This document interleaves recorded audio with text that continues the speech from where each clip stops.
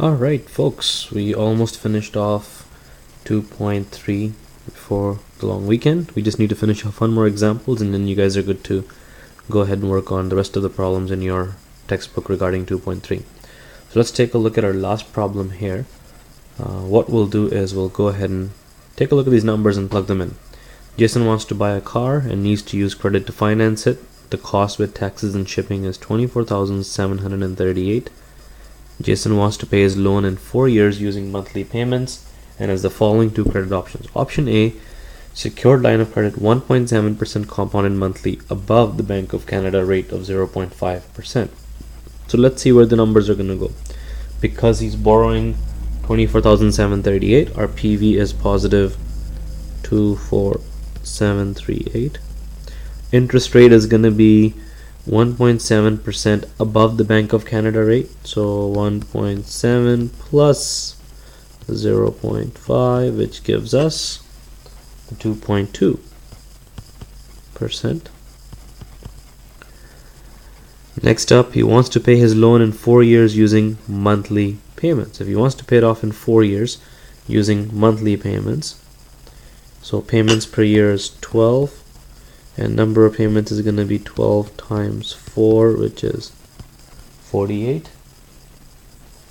And let's see what the compounding frequency is. Also compounded monthly. So as a result, this is also the same, 12 compounding frequency, and our payments are made at the end of each term.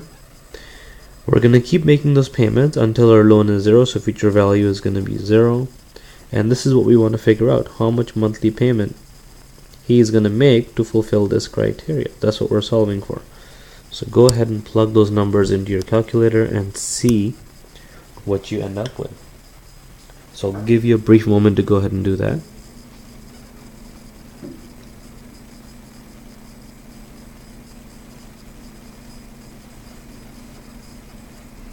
As you guys are doing that, I'll do the same thing. So plug those numbers in.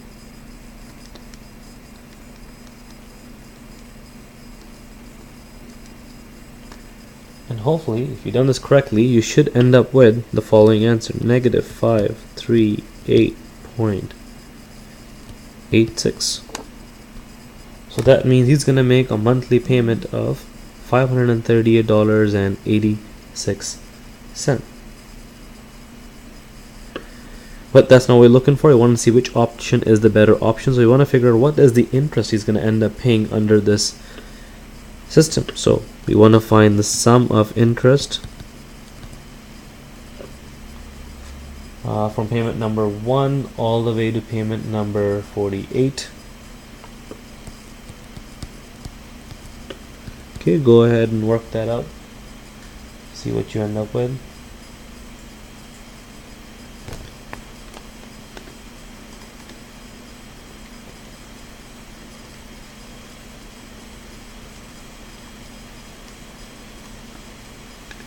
You should end up with 1127.09. So that's the interest, which means the total he's going to end up paying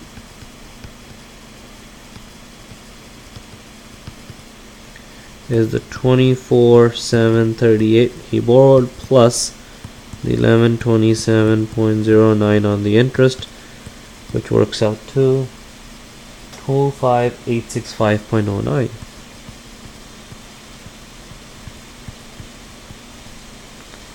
$25865.09. Similarly, if I take a look at the next part of the problem, we can also look at option B here. Option B says dealer financing plan at 2.5% compounded daily. So again, really easy. Interest rate is 2.5% compounded daily, so 365. This is standard. Still wants to make monthly payments, 12. Still wants to pay off in 4 years. Still wants to pay it off until PV is 0, and the money he had borrowed is the same, 24738. So we plug those numbers in and see what we get. We are calculating the PMT this time.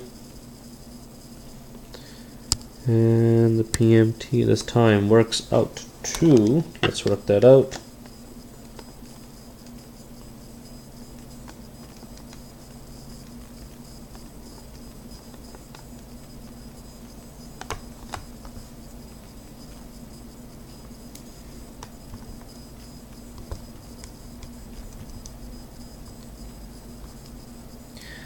should be 542.14.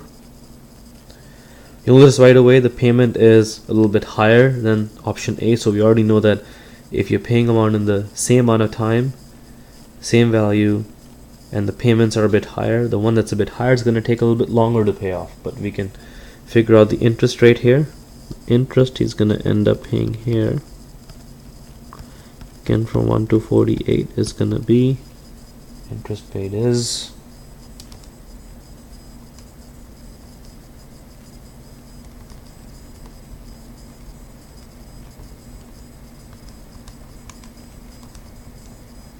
$1,284.56, which means the total paid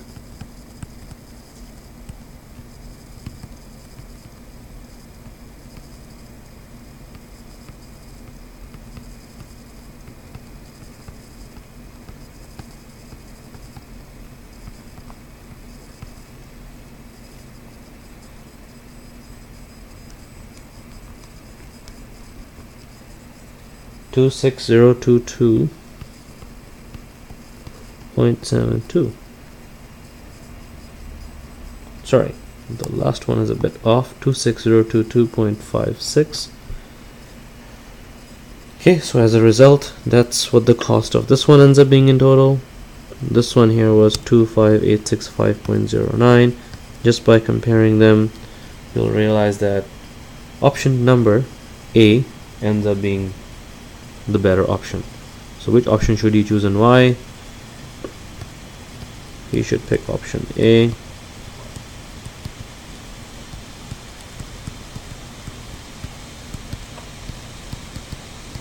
Since it's cheaper.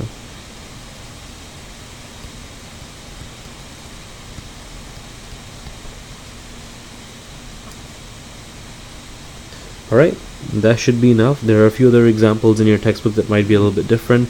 You can manage those as you get to them. In the meantime, go ahead, get started on finishing up 2.3.